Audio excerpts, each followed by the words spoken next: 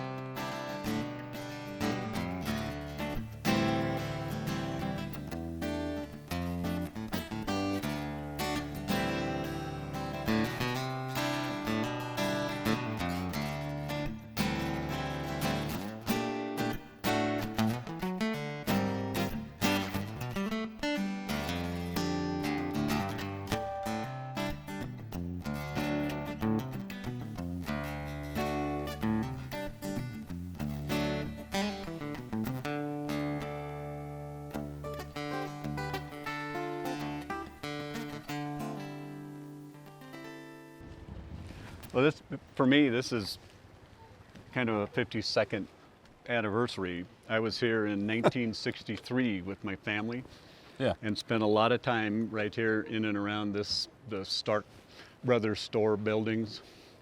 And Annabel lived across the street, and she was the one that was responsible for basically keeping this town in the state of preservation that it was in 1960. That's the year she died. Oh, gotcha. And the store, when we were here, we knew less than Norma Jones, my dad did. And we got the caretakers. The caretakers of the store. And so we got to go in, and the shelves were still stocked with the unsold goods that they had had in there for years. There were high button overshoes in the display case. There was money in the cash register. It was a step back in time. And also my dad had a brand new metal detector. And at some point there was a rumor that he had heard or something that Tony Stark, who was Annabel's brother, had buried cans of coins behind the store. And so we spent a lot of time with the metal detector behind the store. Treasure hunting. And mostly we dug up tin cans and bottle caps, but the dump was as it was from the turn of the century. So it had the old whiskey bottles, it had old cans, it had just the remnants of the hotel's guests, all that stuff pitched out in the back. And that's mostly what we found. No coins then? They found nothing. Ah. And then sometime in 1965, I think it is, somebody broke in and stole all the stuff that was in the store, all the original goods. Of course. That were there, and so they've since disappeared. And now there's just a photograph of what it looked like when I was here. But I was 12 years old, and I still have vivid, very fond memories of St. Elmo. We stayed in a cabin just on the other side of the river from the store, and out in back of the cabin was a dump with all the old miners' discards still in it. It was just So it's like living in an old miner's town. It was, and I still have vivid memories of what it was like here as a 12-year-old, because I was so impressed with it. Well, how much of the town is unchanged for the most part from when you were here? It's so much busier now than it was.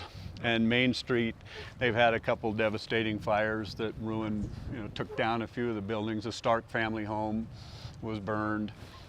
But other than that, the character of it is still the same. It's probably the best preserved ghost town in Colorado because Annabel lived here until 1960. That's pretty cool.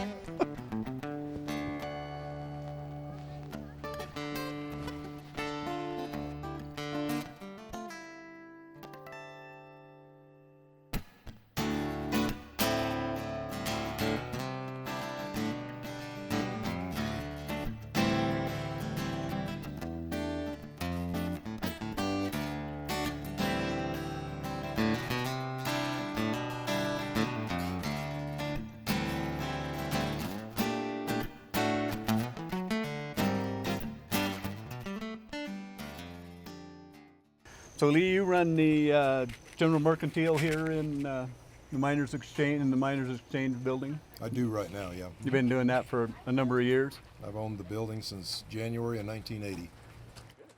So what do you offer the people that come to St. Elmo through your business? Well, we're basically the only shop up here that people can get anything in at all. And we've got a lot of souvenir stuff. We've got rentals on the ATVs right now. We've got some cabin rental. We're open from May till the end of September. And So you just do the summer crowd? we just do the summer crowd. We don't do snowmobiles. Nobody does snowmobiles up here. So we've been trying to get the Forest Service to put a new bathroom out here for the enormous number of people that come up here, because a lot of these people are up here for Forest Service recreation. And there's a huge area around here to recreate in, but And then no you buses. provide them snacks and water and Yeah, they can get a little bit at hot your dog, store. sandwich, stuff like that. And that's the only place Mainly in souvenir. town. Only place. The only place. I know I've eaten a couple of your ice cream bars already. And that's about the only new building that's been put up in St. Elmo since about, what, 1900? Well, no, on Main Street, that building is new, and then of course my house, which is next door over here, that looks old, that was actually built in 1987. And we've rebuilt the jail and city hall that we lost in a fire through donations, and the rest of the buildings on Main Street are all old original buildings for the most part. Good. Well, you know, we've tripled our population here in the last 30 years. We've gone from 1 to 3. Well, Lee, thanks much for You're very sitting and welcome. chatting with us. It was Well, fun. And thank you for coming to St. Elmo.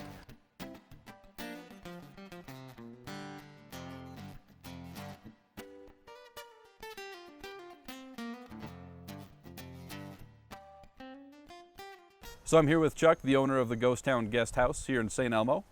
Chuck, pleasure to meet you. Good to meet you, Jordan. So how long have you been in this area? Well, we found a little piece of property to buy here in 1997.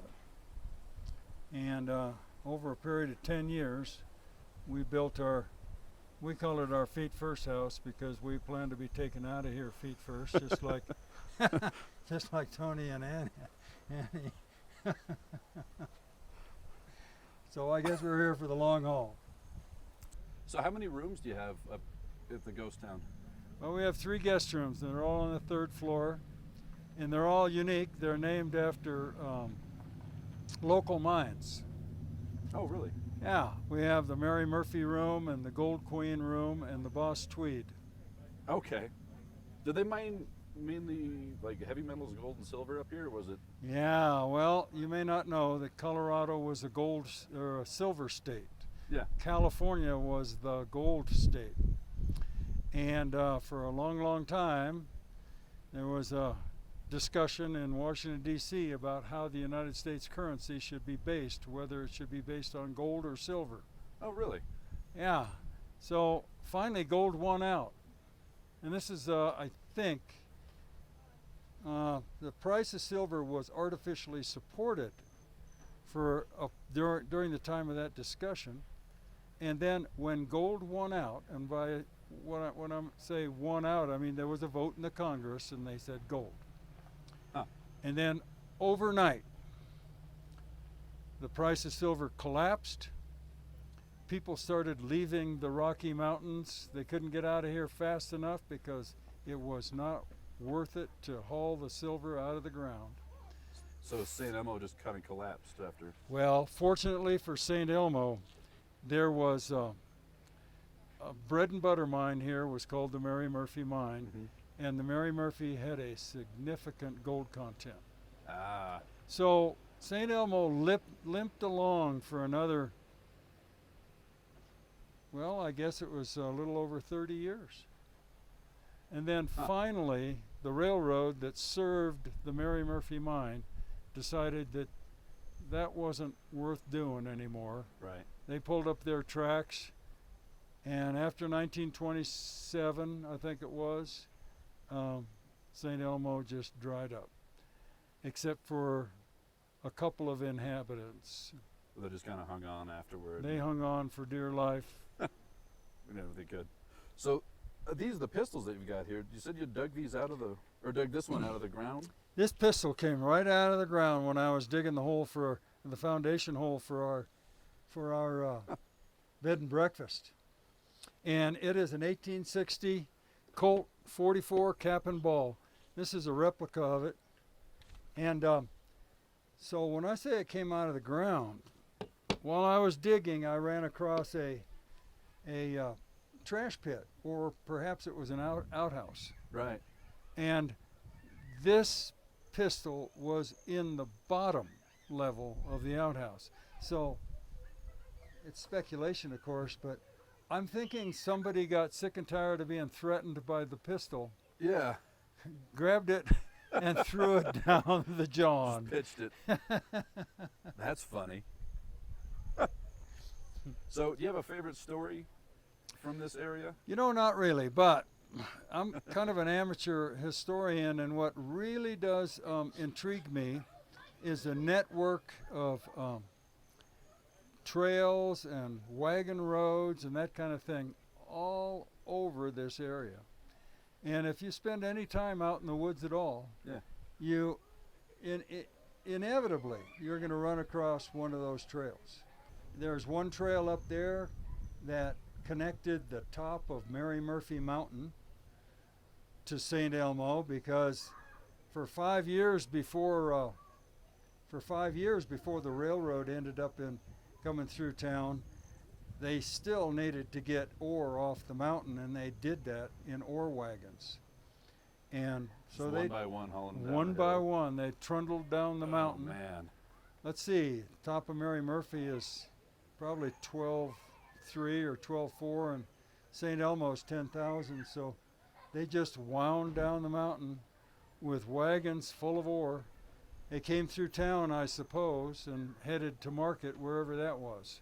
So that brings us on to another good one. Whose idea was the chipmunks, the chipmunk feeding ground? Well, believe it or not, those little critters in this town are political animals. Funny. The current chipmunk crossing, which is right behind us here, has not only chipmunks, but Richardson ground squirrels, and there's some tree squirrels around here as well. And originally there was another kind of squirrel called a golden mantle ground squirrel, but there are no purebred golden mantle ground squirrels here anymore. They've all been bred out of existence. So. Interesting. Well, beautiful. Well, thanks so much for your time. Well, thank you, Jordan. My pleasure. Yeah.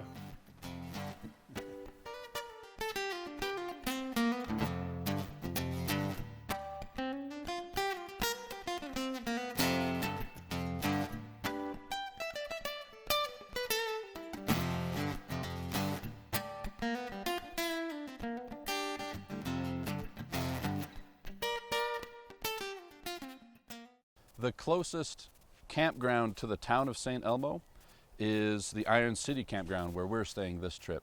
And just a short walk or a short ride up the road from the campground is the Iron City Cemetery. And as you wander around the hollowed ground, it's amazing to see how hard life was up here. Most of these graves are unnamed. They're just white headstones in the ground. And how many children are buried here. So it's definitely worth a look while you're up here, just to see how well it's still maintained and how respectful the people in this area still are of what happened up here in this mining town 150 years ago. The town of St. Elmo has a wonderful lost in time feel. Many people have worked very hard to restore the town to its original quality as much as possible. And most ghost towns that you come across are either just locations on a map with very little remaining of the original town, or that town is so badly deteriorated that you can't really get a sense of what it was like. And St. Elmo, well, not technically a ghost town with a population of 3 now, it paints a good picture of what life would have been for the silver miners during the Colorado silver boom 130 years ago. It's an amazing place to visit, and it's well worth a couple or 3 days of time to come and explore it.